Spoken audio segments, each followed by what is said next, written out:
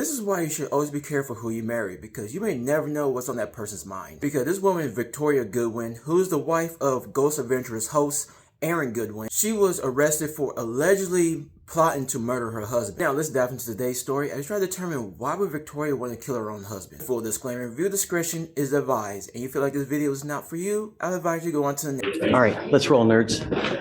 Now, let's go back to the very beginning. So Aaron and Victoria got married in August of 2022 after their wedding been postponed several times due to the COVID outbreak. Like most people who enjoyed the paranormal or ghosts, they had their wedding in the most eerie place. They held their wedding at the Haunted Mansion over in Disneyland in Anaheim, California. Paired danced in the Golden Ballroom where they also did their I-dos. Now, everybody thought the couple was happy until Victoria got arrested on March 6th of 2025, where she was arrested in connection with solicitation to commit murder as well as conspiracy to murder. It was alleged that Victoria began plotting her husband's demise back in the fall of 2024 when she got in contact with a man named Grant Amato. He is currently being held in the Florida prison for 3 counts of first-degree murder back on January 24th of 2019. And you don't know who Grant Amato is. He was a guy who was a nurse, quit his job, became a gaming streamer, and lived in his own parents' basement, and then became obsessed with a cam model named Sylvia.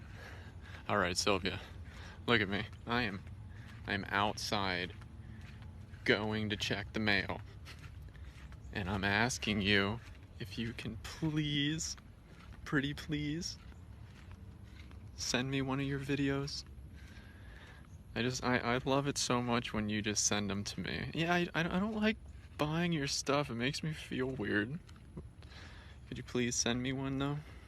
And what I mean by obsessed, he was spending hundreds to thousands of dollars a day on her, where he was sending her money and gifts. His obsession got so bad, he got to a point where he started stealing from his own family members, where he stole to a total of almost $200,000. His family wanted to cut him off and try to get him help just because his obsession was out of control. So Grant didn't like that, so he ended up unaliving his mother, father, and his brother. He continued stealing the money until he was finally arrested. During his trial, the jury did not recommend the death penalty, and so now he is currently serving life in prison without parole. Even though to this day, he still denies that he did anything. Now, according to authorities, it appeared that Victoria became aware of Grant after he appeared on a Paramount Plus true crime documentary called Control Alt Desire. Now, Victoria corresponded with Grant through letters, in which she ended up doing that through pen pal services. It was alleged that Victoria was the one that had initiated the conversation of wanting to unalive her husband, all because she wanted to escape the marital union. I'm like, if you want to escape the union, just get a divorce. I'm like, it's easy. Their conversation got to a point where Victoria was able to get a cell phone to him. It was alleged that in these text messages that they would send back and forth to one another, that Victoria was asking about her murderous intention. She was asking, was she a bad person just for wanting to unalive her husband and not go through a divorce? Now, Victoria, she would try to have Aaron killed while he was on location taping an episode with paranormal investigator Zach Bagan. I hope I said that name right. I might have mispronounced it, but I apologize if I did. Victoria would share Aaron's whereabouts while he was filming in California. This was how comedic Victoria was. She had committed to making a deal where she would pay a hitman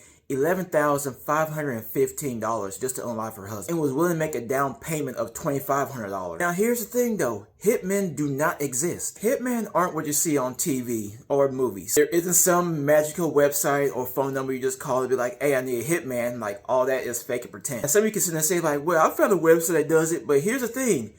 They're fake, because most of these websites are run by the FBI or people that collaborate with the FBI. The way that Victoria's plot was uncovered was the fact that it wasn't because she went to any of these websites. It was the fact that Grant's phone was discovered doing a cell search. And after examining the phone, that's when they found all the messages. After her arrest, she denies trying to have her husband killed, but she does claim seeing the messages of wanting to unalive her husband. She also claims that sending the money to the hitman was to help him buy a cell phone, in which what cell phone costs over $11,000? She even claims to have told Grant that her marriage was in distress. Any correctional officer that work in the prison would tell you that is the worst thing you can ever do, because inmates love to use that information to their advantage. Victoria's being held on a $100,000 bond, as well as there's a no contact order. Aaron, on the other hand, he is working through this process as well, where he's giving the support of both his friends and family, as well as fans of his show, which they continue to give his support. So that concludes our story for today. Why do people feel like they can't go through divorce and really just unalive somebody? I would like to hear your thoughts, so go ahead and put your comments down below. And if you like more forensic analysis of cases like this, go ahead and stay tuned for more videos to come.